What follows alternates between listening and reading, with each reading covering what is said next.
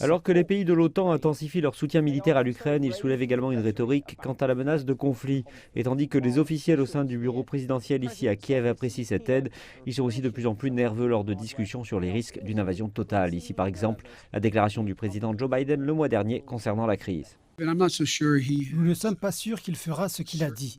Je pense qu'il avancera. Il doit faire quelque chose. Et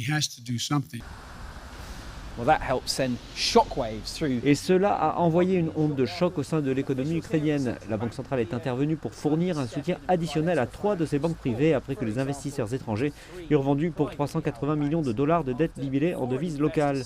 Les dirigeants ukrainiens ont également décidé de relever les taux d'intérêt à 10% alors que l'inflation est particulièrement élevée. Et la position du président Volodymyr Zelensky est que ce genre de langage occidental n'a pas aidé. Je pense, et j'en ai parlé avec le président américain Joe Biden, que les politiques doivent être équilibrées. Je ne dis pas qu'il a une influence sur les médias, ils sont libres, mais les politiques se doivent d'être équilibrées. Et aussi les journalistes, s'ils veulent comprendre la situation. Laissez-les venir à Kiev.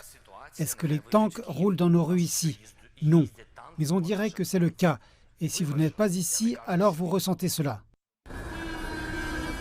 Au même jour de sa déclaration, ces entrepreneurs manifestants se rassemblaient à l'extérieur du Parlement, protestant contre le manque de progrès des réformes économiques qui étaient promises il y a 2 ans.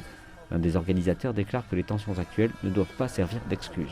J'ai personnellement fait campagne pour Volodymyr Zelensky et il a promis quand il viendrait au pouvoir qu'il mettrait en place toutes les conditions pour favoriser le développement des petits commerces. Mais quand il est parvenu au pouvoir, il a en fait adopté des lois qui n'ont fait qu'empirer nos possibilités de faire du commerce. À présent, les tensions initiales paraissent s'être calmées avec une série de mesures arrangées pour soutenir l'économie prise par son allié. Un conflit à grande échelle détruirait l'économie de l'Ukraine, mais même la menace a été suffisante pour causer quelques dégâts.